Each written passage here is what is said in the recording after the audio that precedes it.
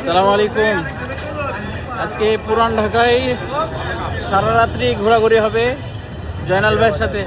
নাজিরা বাজার আমি এই দৃশ্য আজকে প্রথম দেখছি। মানে আমাকে যখন ইনভাইট করছিল জয়নাল ভাই, মানে আমি কনফিউজ যে এত রাত্রে কই যাব, সব তো বন্ধ হয়ে গেছে। আলাউদ্দিন রোড, নাজিরা বাজার। কিন্তু এখানে এসে দেখছি সব খোলা, পুরোপুরিভাবে ওপেন। হাজি বিরিয়ানি, হানি বিরিয়ানি, বিসমিল্লাহ কাবাব, বিউটি লাচ্ছি। পুরান ঢাকার খাবার, ঐতিহ্যবাহী খাবারগুলো মনে হয় রাত্রে পাওয়া যাবে না। আজকে সারা রাত্রি খাওয়া হবে আমাদের ইনশাআল্লাহ। আমি তো এই দৃশ্য দেখি নাই ভাই।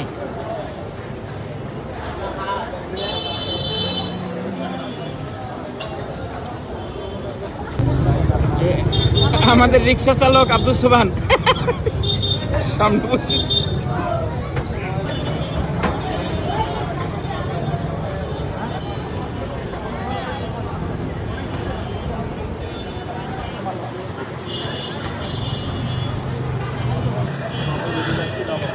এই হচ্ছে পুরান ঢাকা। এই গলিতে পুরোটাই রিক্সা আর রিক্সা।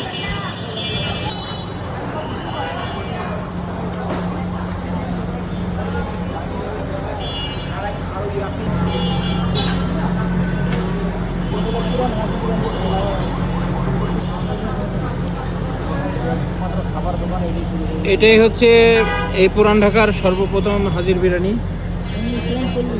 1939 সাল থেকে না, কিন্তু দোকানটা এখন পুরানো, গ্যাদারিং অনেক বেশি। শুকনা কাবাব ভালো। হ্যাঁ, রাত্রে বিরিয়ানি খাবো, পেটে হয় না।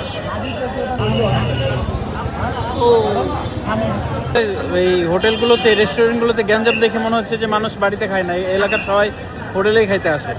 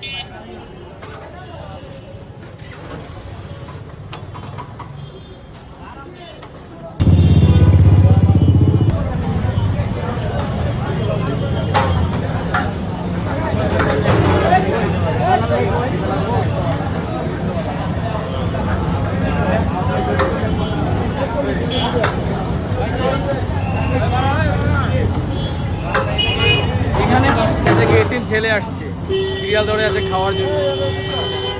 আমি আজকে এতিম, আর আমার একমাত্র অভিভাবক হচ্ছে জয়নাল ভাই।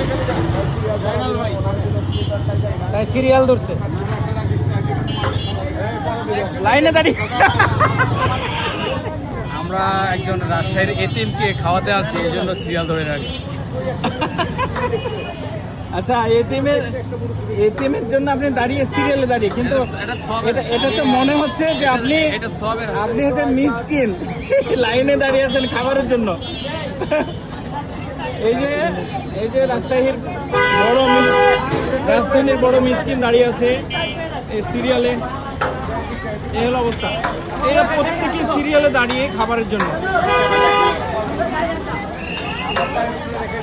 এগুলো কি পার্সেল? আপনি সিরিয়ালে দাঁড়িয়ে আছেন, পার্সেলের সিরিয়ালে ভাই। জয়নাল ভাই, আপনি পার্সেলের সিরিয়ালে না, এটা পার্সেলের সিরিয়াল। চিন্তা করা যায়, রাত্রি 1টা বাজে, প্রত্যেকটা টেবিলের পিছনে 2টা-3টা করে সিরিয়াল।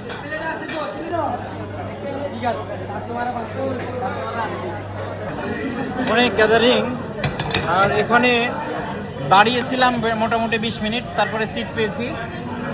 সিট পেয়ে বসেও আছে আবার 10 মিনিট, এখন পর্যন্ত খাবার পাইনি। মানে কই নিয়ে আসলেন ভাই?